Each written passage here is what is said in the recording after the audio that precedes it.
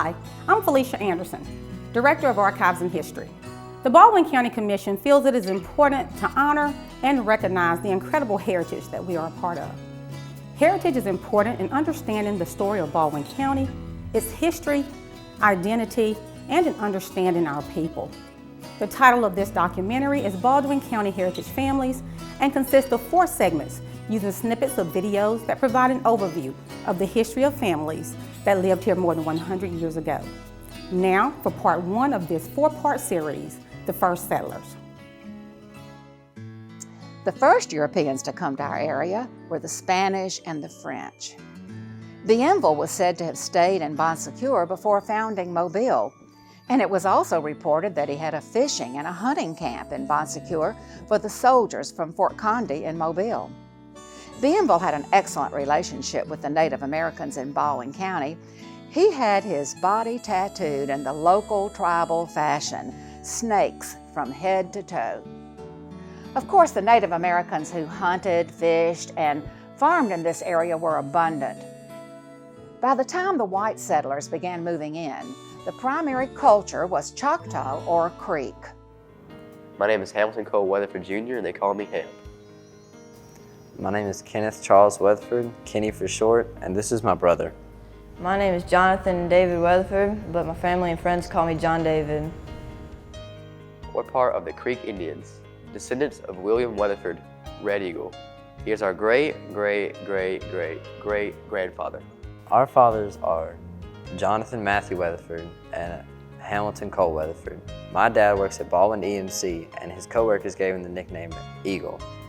Hamp's dad works at Standard Furniture, and he graduated from the University of Alabama, just like his father. There are 6 siblings, 3 girls and 3 boys. It's a big group, and we all have our monthly family dinner. Their fathers, our grandfathers, Charles David Weatherford Sr. I have his middle name, and my brother Kenny is named after him too. He was served in the U.S. Navy and fought in the Korean War. He worked for the University of Alabama. My great-grandfather was Arthur Cole. I have his middle name just like my father. He had 9 siblings. He worked at Newport and Bay Minette and was a great farmer, and everyone knew him for his farming ability. He shared his crops with everybody, and my dad said that his sugarcane and watermelon was the best around. Our great-great-grandfather was Sherman Evans Weatherford. Our house is built about 1,000 feet away from the old Weatherford home place. Bricks and the old well can still be seen. The Weatherfords have lived on the same land since 1925. Our great-great-great-grandfather, Captain Charles A. Weatherford, he served in the 15th Alabama Cavalry Regiment during the Civil War. Our great-great-great-great-grandfather is Charles Weatherford Sr. He died at 96 and was known to be the oldest man in Monroe County. You could fill a book with all the stuff that he went through and witnessed as the son of William Weatherford, Red Eagle. Our great-great-great-great-great-grandfather was William Weatherford, also known as Red Eagle. He was the son of Charles and Sahoy III, who was princess of the Wind Clan, the ruling clan of the Creek Indians. He was also a plantation owner. He raised the finest horses. He was an honest and trustworthy man, and he was well liked by all. He was also bold, gifted, and eloquent. William was a born leader of all men. In 1813, there was a war against the settlers and the Indians. The Indians wanted to hold a tally to see who would want to fight the settlers, so they had red sticks and white sticks. The red sticks were the Indians that wanted war, and the white sticks were the ones that didn't. Now, William Weatherford, Red Eagle, he had family on both sides, so he really didn't want to fight, but whenever the tally system was in favor of the red sticks, he had to fight against the settlers. But the Indians were really riled up about this because the Indians went to Florida to get guns and supplies, and on the way back at Burnt Corn Creek, they were attacked by a group of settlers. In retaliation, on August 30th, 1813, Red Eagle and his tribe attacked Fort Mims. The massacre of women and children went against Red Eagle's direct order, and as he was unable to stop his soldiers, he rode away. And people said he was a savage since at the battle he let women and children be massacred, but history will show that he was not, and he just did what was best for his people, who were the Creek Indians. There were more battles in the Creek War. One of them was Battle at Holy Ground. The Red Stick prophets claimed that no white man could enter the Holy Ground and live. But when the soldiers crossed into the Holy Ground, the Red Sticks panicked and fled. Red Eagle tried to rally the warriors, but he could not. So Red Eagle escaped on his horse, Arrow, and jumped off a 15-foot cliff into the river. Creeks could not win the war. To save the Creek women and children from starvation, he surrendered to General Andrew Jackson. The treaty signed half of what is present-day Alabama to the United States, it was owned by the Creek Nation lands before then. General Andrew Jackson was great friends with Red Eagle after the surrender. General Andrew Jackson thought very fondly of Red Eagle, and he stayed with him for 2 years until he moved back home to his plantation, where he became a very successful farmer and plantation owner. The earliest community of white settlers came when Baldwin County was still a part of the Mississippi Territory. Many came from the East Coast, which was colonized by the English. These communities were the northernmost part of the county along the Alabama and Tensas rivers and on the Federal Road. It ran from the East Coast all the way to Stockton, the southernmost point in the territorial lines. I'm Agnes Smith, and I'm a lifelong resident of Baldwin County, and I would like to tell you a little bit about the ancestors who came here in the early days of the formation of Baldwin County. One of my earliest recollections are stories from my mother telling me about the earliest ancestor who came here, James Manuel Earl. He came here from England. He came really to Virginia first, and then moved to Alabama right about the time of 1791. He met and he married a woman named Elizabeth Tarvin, and they established a home site in Blackshear, Alabama, in the northern end of the county. One interesting story that Mother told me about James Manuel Earl is that he realized about 1813-14 that there was potential for an Indian uprising and perhaps danger to his home and his family. So he put Elizabeth in his wagon and he journeyed to the site at Fort Mims.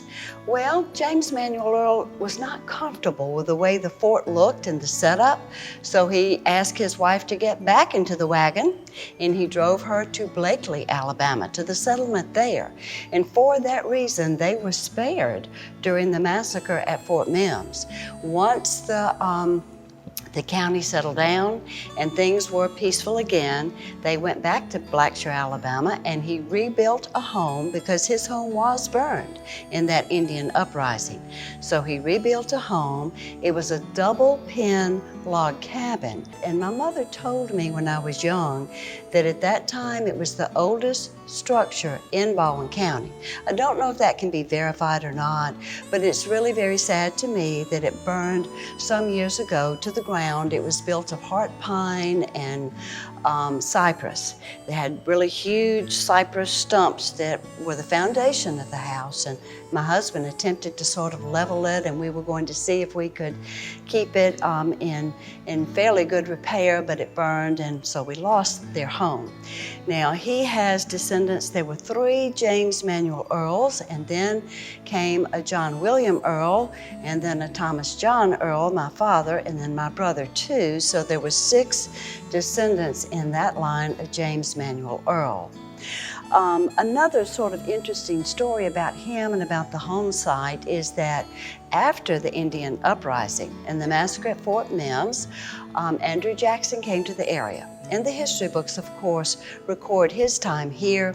Well, his wife, Rachel, accompanied him and for a 3-month time stayed in this double pen log cabin that I've just told you about that was James Manuel Earl's.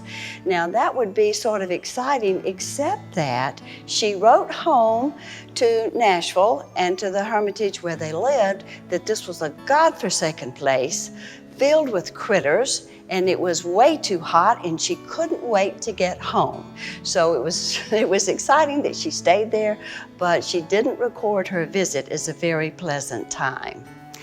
Another ancestor that I have who came here most definitely prior to 1920 was Thomas Parsons Atkinson. And he lived in a home that Beth Slaughter lives now in Tensas, Alabama. David English built the home. And then Thomas Parsons Atkinson married his daughter and moved into it. And it's somewhat of an antebellum home. It is in the northern end of Baldwin County and on the east side of Highway 59.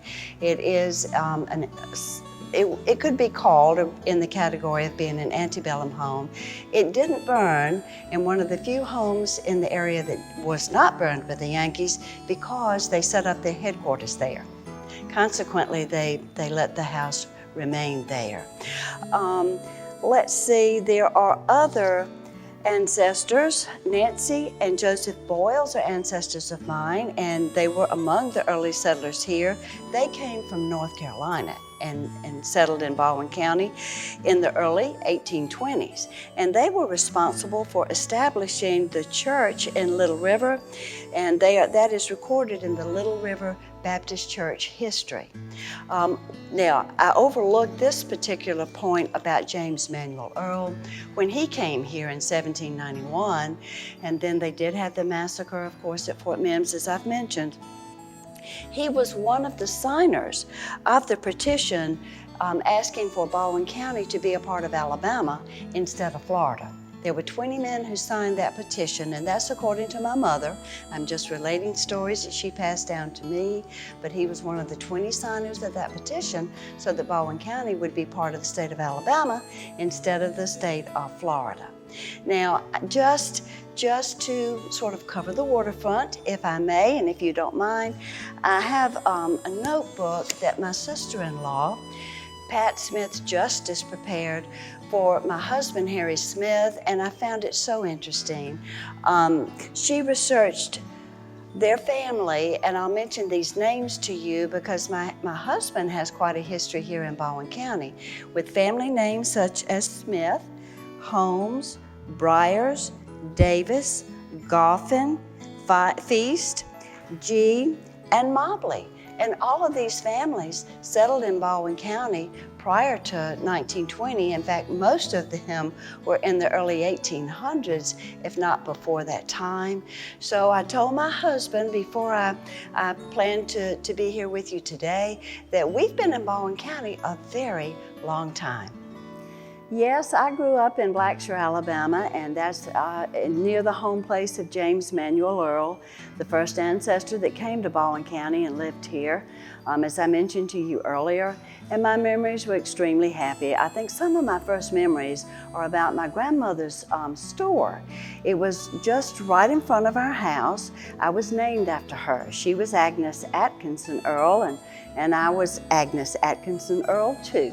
And as a little girl, I would sometimes, even in my nightgown, other times in my overalls, go to the store and help her. In fact, she taught me how to make change when I was 4 years old because I was able to sell the ice cream and the Jack's cookies. And then I always enjoyed it when the Candyman came and I looked for him because I would greet him before she could get there.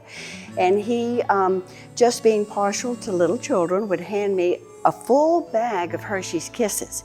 And I would run to the back of the store and sit on the ground and have my way with the Hershey's Kisses until Grandmother found me and would then close the bag and make me come inside and work for her. But although Rachel Jackson may have described the area of North Baldwin County as a howling wilderness filled with critters, those of us who lived there and grew up there remember it as an absolutely beautiful area of the world, which is somewhat semi-tropical, and always in our hearts, it will be home.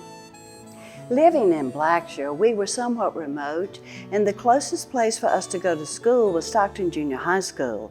It was a 20-mile trip on the school bus, and that would take at least 30 minutes in the morning and again in the afternoon.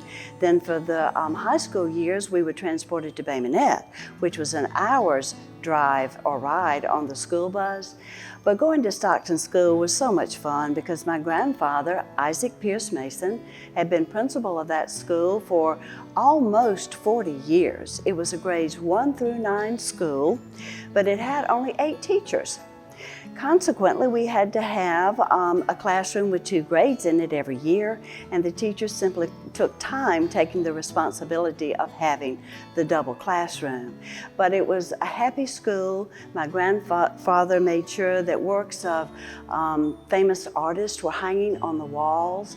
My mother-in-law, Lois Holmes Smith, used to tell me that she knew as much about special art as anyone in the world because of those pieces of art that my grandfather hung on the walls of the school and because of statues that he had placed around.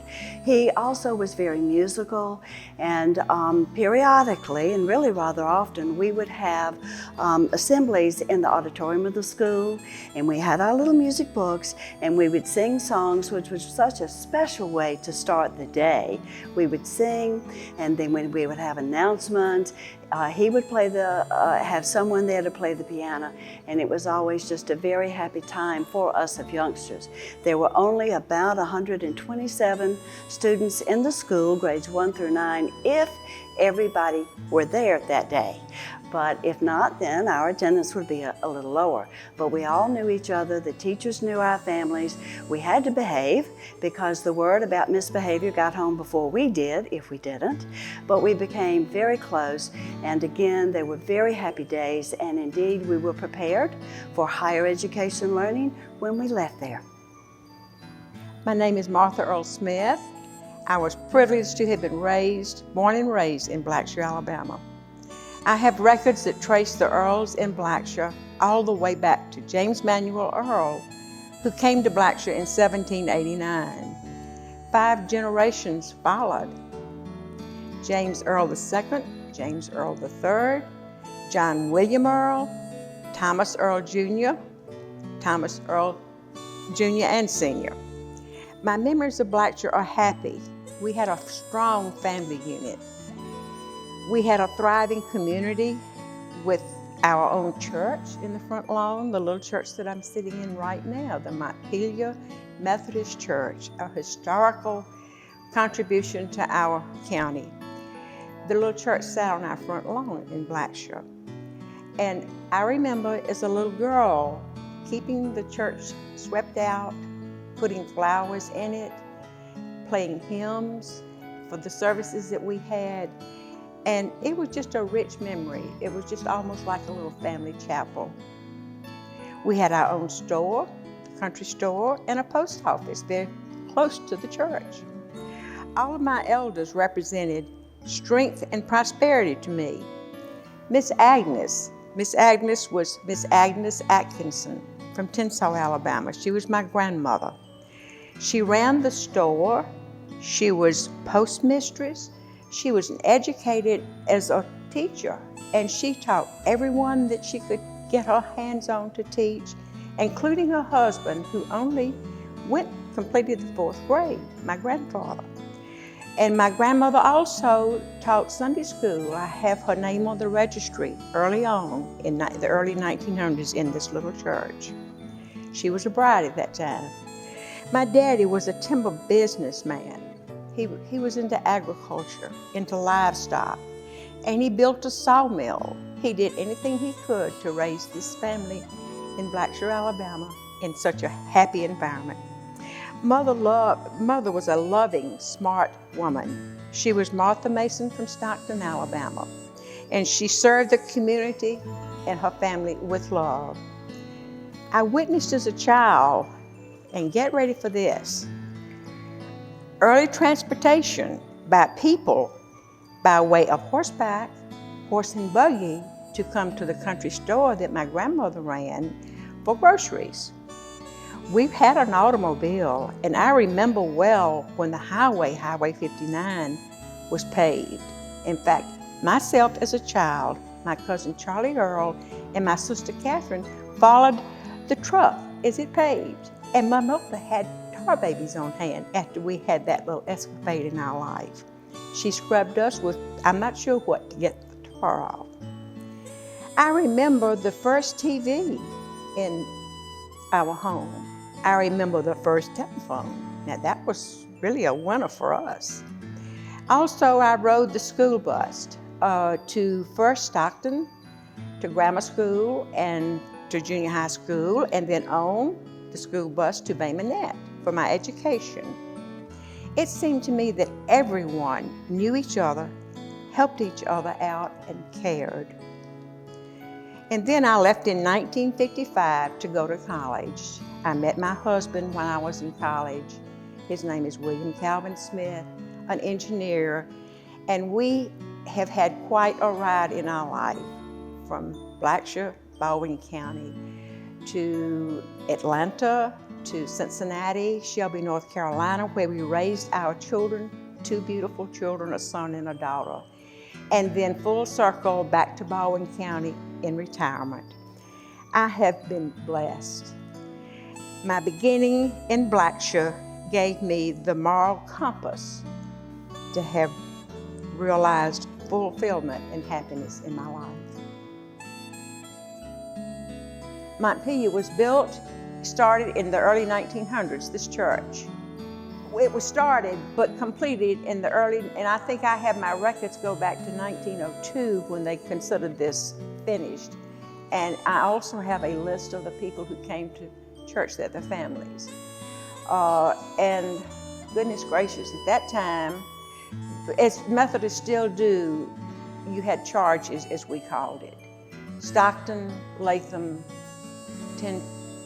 Montpelier, and Little River. Those 4 churches which the Methodist pastor would service. And our church was really kind of limited in my childhood and Agnes's to the families that lived there at that time. So many had left or died. We had 3 families of Earls, the Charles Earls, the Thomas Earls, and Mr. Frank Earl, and then Mr. Elmer Bradley and Miss Annie. And those were this is why I call this our little chapel, because you had 4 contributors to it. And we would fill up about 4 pews for service and have an hour service, and no air conditioning, no heat. Therefore, while we were in service, those windows lever. They put a rod down the center to make them stay put. But if it was windy at all, they would rock. And I remember vividly sitting on that front pew with Charlie Earl, my cousin, children, and the window got to rocking. And I thought we were going to be punished for laughing and giggling. And my father told the story of one time his daddy had him pinned in. His daddy sat on the side pew there, and my daddy was over in and couldn't get out the center aisle to get out, and the preacher preached, and he preached, and he preached. And my daddy finally looked up at his daddy and said, "Daddy, I'm hungry. I think I'll go home and get a sandwich and come back." And he crawled under his legs. Just a very informal, loving, rich, beautiful Christian environment that we came up in. And my grandmother was an avid Christian. I slept with her as a child. We lived under her roof. And if I was restless at night, she would teach. The way to get me to go back to sleep would be, okay, let's learn the books of the Bible. Let's learn the Bible. Let's learn the Psalms. And to this day, I'm able to repeat a lot of verses in the Bible. But I had to live to be an older lady, which I am now, to say, hey, look, that's just off the chart, the heritage that we have as children coming up there. In isolation, sort of, yet it was very thriving in all sorts of ways. The house that I grew up in, on the same property with the church in the front, was built by my grandfather, John William Earl. And my grandmother came to the Blackshear community. I have in my records, I'm thinking around 1902, not absolutely certain that's correct.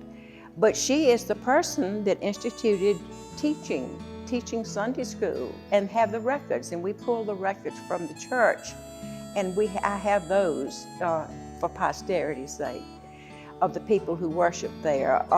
The home that we grew up in, it was just wonderful to have the intergenerational spirit, which we did have with my grandmother, who was off the chart as a an example for everybody in the community. She was a teacher, she was postmistress, she worked until she was in her 80s, and she passed away at 84 in the little store. My father, there again in the isolation, but timber was the business and the land was the business. And he was very creative and had a lot of energy. And he went from one thing to another to, as I said, agriculture, fields. I remember a red Dutch clover field, just gorgeous crimson clover that was Daddy's. And in that red Dutch clover field, he had a whole herd of white-faced hereford, just beautiful. And then as a child, I would go with him. He started his logging operation on the Alabama River. And I remember going with him on those trips, and they used mules to roll the logs to get them up on the vehicle that would transport them to a body of water, in this case, a river, and then float them down to Mobile. But that was the thriving business in Baldwin County, period. Lumber, timber, agriculture, what else? Livestock, yeah. But we just had an exposure to so much more than a lot of people ever dream of having. Mother would always host the preacher, and she'd have a real wonderful meal when he came to our church, and we would invite him for lunch. But when I was talking about the elements here, when it was too cold, we would move church to our house, and the preacher would preach in the living room, and then we would feed him. Because he was sitting on the front yard, but we didn't have air conditioning or heat. And to accommodate that, but I remember the fans, they were fine. That kept us. And the windows open in the summertime. But if it's cold, we had to sometimes, rarely, move to the house. But I was born and raised in Blackshear, and until I was a teenager, there was no such thing as a telephone. And that's why I say, boy, when we got telephones, that was moving up for communication's sake. And it really was.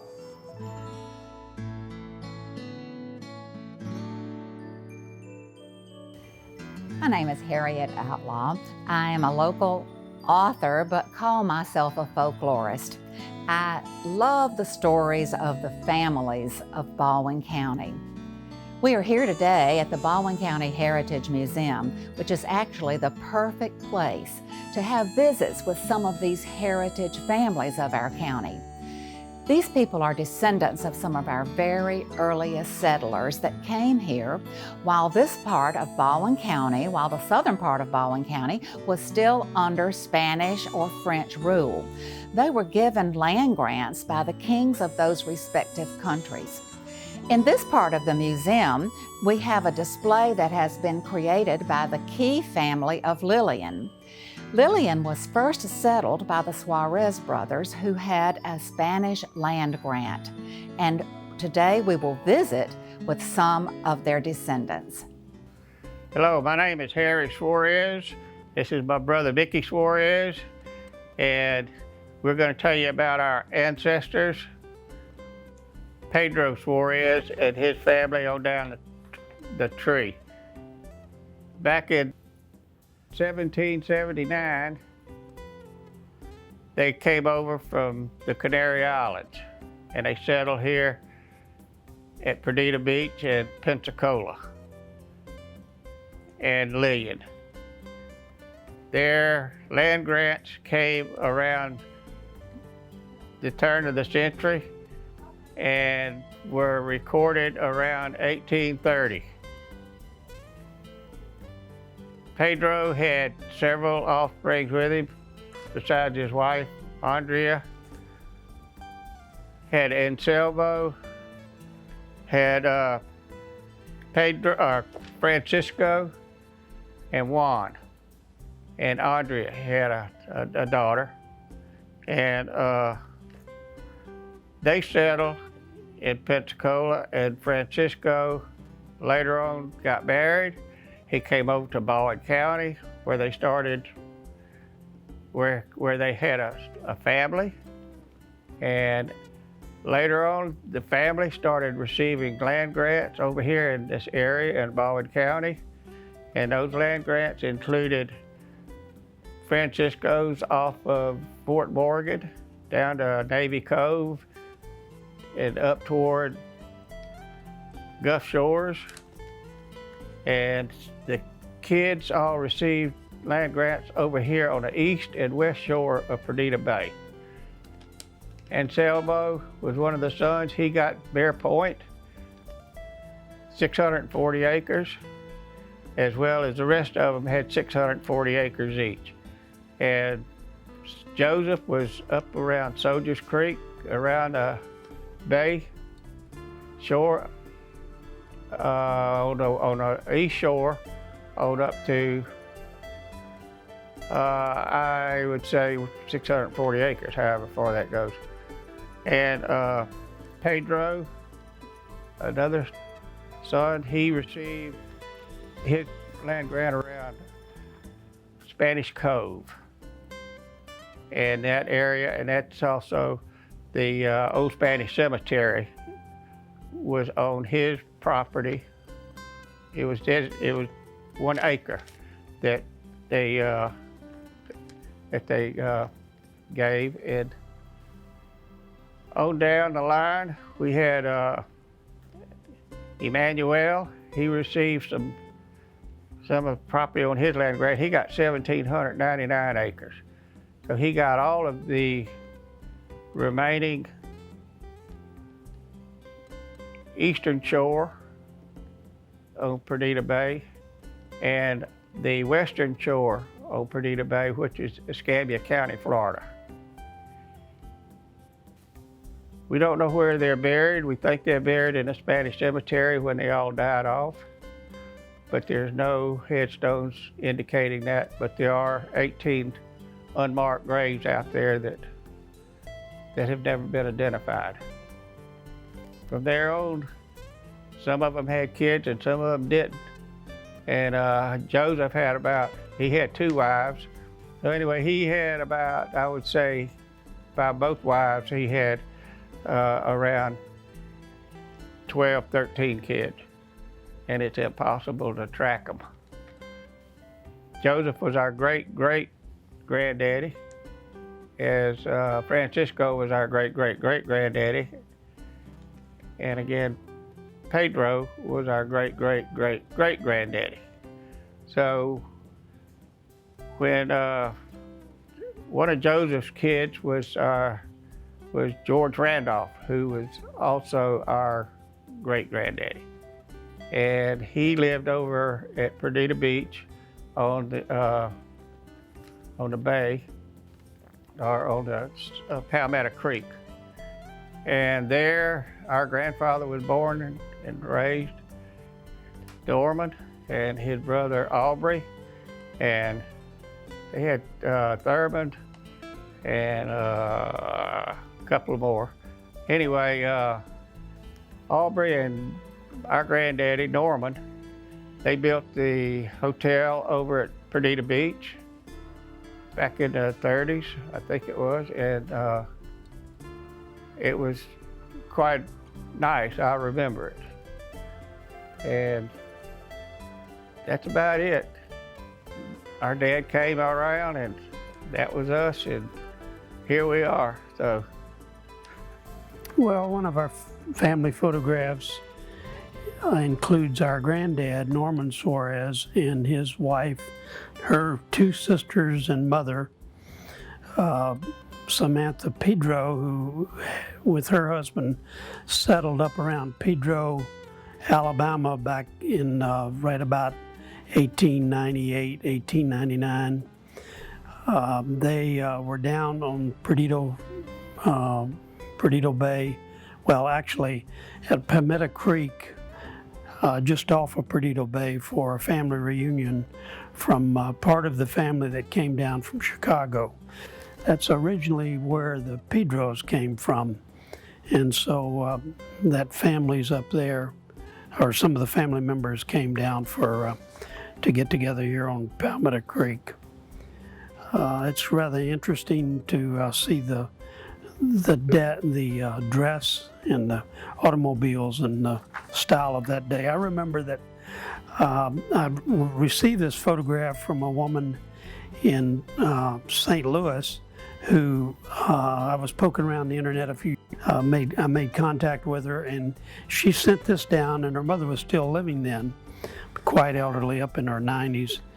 She said that her mother said that one of the things that she remembered was a highlight of the visit as far as my granddad, Norman Suarez, was concerned, or our granddad, was that he had a brand new still that he was showing off, and he was quite pleased with about that.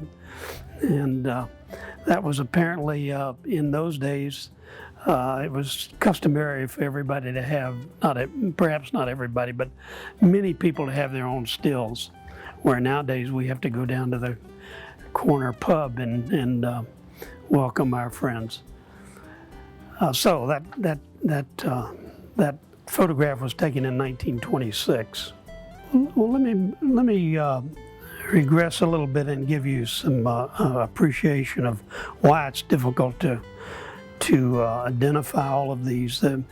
Back when Francisco, who came over with his mother and dad from the Canary Islands in 1779, I'll get it right in a minute. He lived in Mobile when he was first married, which would have probably put it at about 1820, and at that time there were about 350 families in Mobile, and there were less than that in Pensacola, and a few scattered between the two areas. But so everybody pretty well knew everyone else. All the families were on a first name basis, both cities. Ultimately they became kin to each other.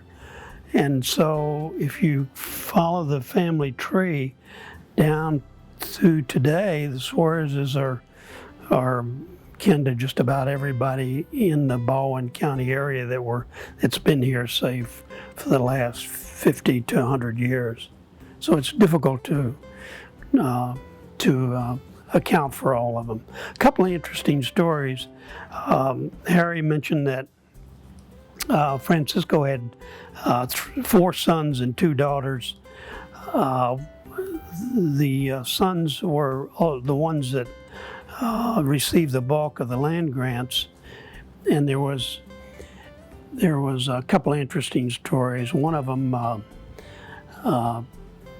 Pedro, was it Pedro, that was considered to be probably a pirate? Emmanuel, excuse me. And he had a couple of land grants, and he never really had a home and hadn't married, and he moved around Perdita Bay and so forth, and disappeared somewheres in close to his 80th birthday.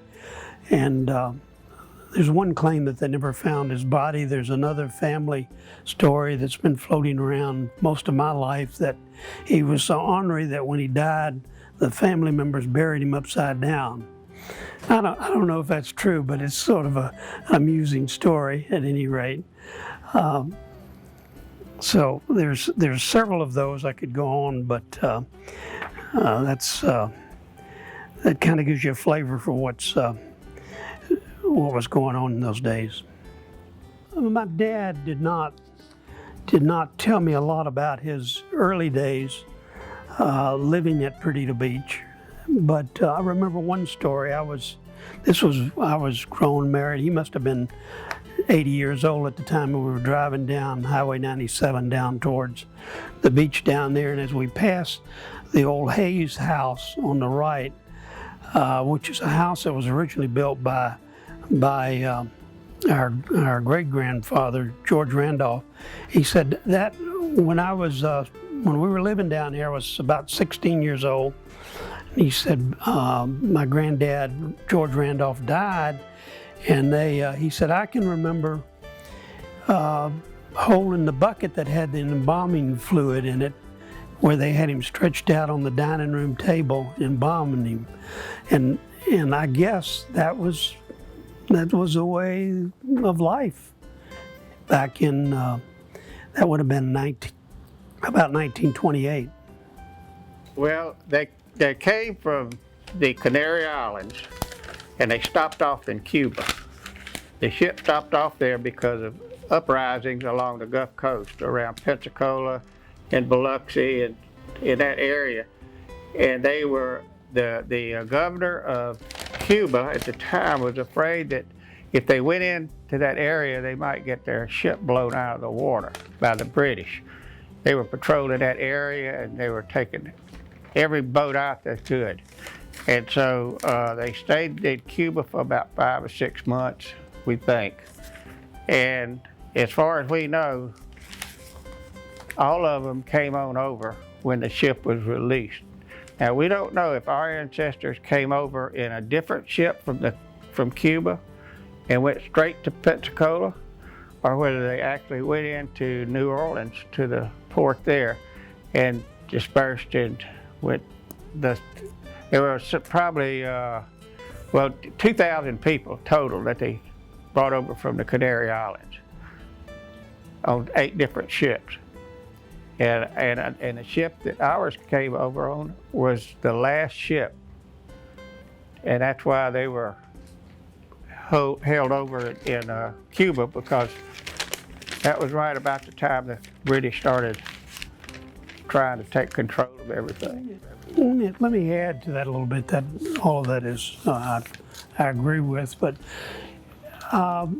as I came along, as I grew up, as all of us grew up in this area, we had an uncle, Dolph Suarez, who was sort of the family historian, and the story that he told us all my life, all his life, until he died, was that the 3 Suarez brothers came over to Florida down south of here, down around Fort Myers and what have you, and they around the 1500s or 1550, and then they migrated up this way and they brought cattle and what have you with them.